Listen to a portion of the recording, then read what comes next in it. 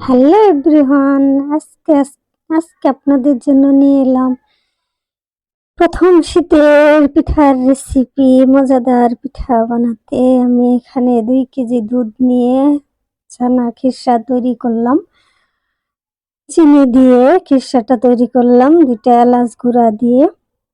এখন আমি খিরসাটা তৈরি করা আমার শেষ হয়ে গেছে। এখন শুরু করে দিব চাউলের গুঁড়া। এখানে আমি 1 কেজি চাউলের গুঁড়া নিয়েছি। হালকা টেলে নেব চাউলের গুঁড়াটা। টেলে নিলে কি হবে, পিঠাটা সফট এবং নরম হবে। এজন্য আমি চাউলের গুঁড়াটাকে টেলে নিচ্ছি। এদিকে আমি 1 লিটার দুধের সাথে 1 লিটার পানির সাথে একটু খেজুরের গুড় দিয়ে দিলাম, আর একটু দুধ দিয়ে দিলাম, লবণ দিয়ে দিলাম। দিয়ে এখন আমি এটাকে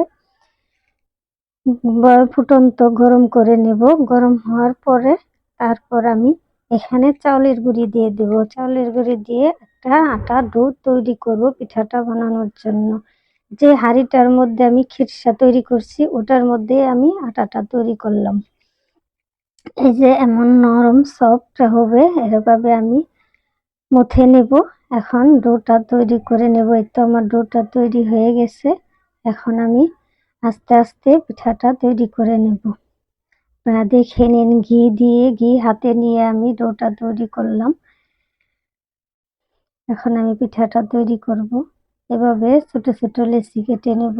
লেচি কেটে নেওয়ার পরে লেচিটাকে গোল করে তারপরে এভাবে ছোট ছোট ছোট ছোট গোল টুপলি টুপলি করে সাজের মধ্যে দেব। এই যে প্লাস্টিকের সাজগুলো, এখানে আমি ঘি নিয়ে নিলাম। ঘি নেওয়ার পরে এখানে সুন্দর করে ঘিটা এখানে লাগিয়ে দিচ্ছি। তারপরে যে লেচিগুলা এখানে দেব। হালকা হাতে, কোনো চাপ দেওয়া যাবে না, হালকা হাতে আস্তে আস্তে আস্তে আস্তে চেপে আমি ফুলটা তুলে নিচ্ছি। ফুলটা আরেকটার মধ্যে আপনাদেরকে আমি দেখিয়ে দিচ্ছি। এই যে আমার ফুল দুই রকমের ফুল আমি তৈরি করে নিলাম। তারপরে এখানে ভিতরে আগে থেকে তৈরি করে রাখা দুধের খিরসা চিনি সহ তৈরি করছিলাম, এটা আমি এখানে ভিতরে দিয়ে তারপর আমি একটা পিঠা সাজটাকে এভাবে 2টা ফুল একসাথে করে মুখটা আটকিয়ে দেব এবং চেপে চেপে এটাকে একটা শেপ দিয়ে নেব। এই যে এভাবে আপনারা দেখে নিন, ঠিক এভাবে আমি শেপ দিয়ে নেব। এই যে দেখে নিন আপনারা, এভাবে শেপ দিয়ে নিচ্ছি। এত সুন্দর একটা পিঠা তৈরি হলো। তো আমার সবগুলো পিঠা বানানো শেষ। পিঠাগুলো এতটাই মজাদার, এতটাই টেস্টি যে একবার বানিয়ে নিয়ে দেখুন, অনেক অনেক টেস্ট হয়, অনেক মজাদার এই পিঠাটা। এখন আমি এটাকে ফুটন্ত তেলের মধ্যে ভেজে নেব।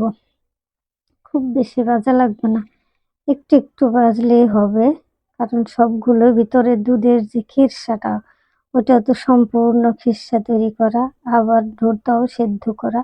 এজন্য অতটা ভাজার কোনো প্রয়োজন নেই, হালকা হালকা ভাজলেই হবে। বেশি ভাজলে আবার ড্রাই হয়ে যেতে পারে। এজন্য আমি হালকা হালকা হালকা হালকা করে ভেজে নিলাম। পিঠাটা এতটাই মজাদার, এতটাই টেস্টি, আপনারা না খেলে কেউ বুঝতে পারবেন না। দেখুন কত সুন্দর একটা পিঠা হয়েছে, অনেক অনেক মজাদার এই পিঠাটা।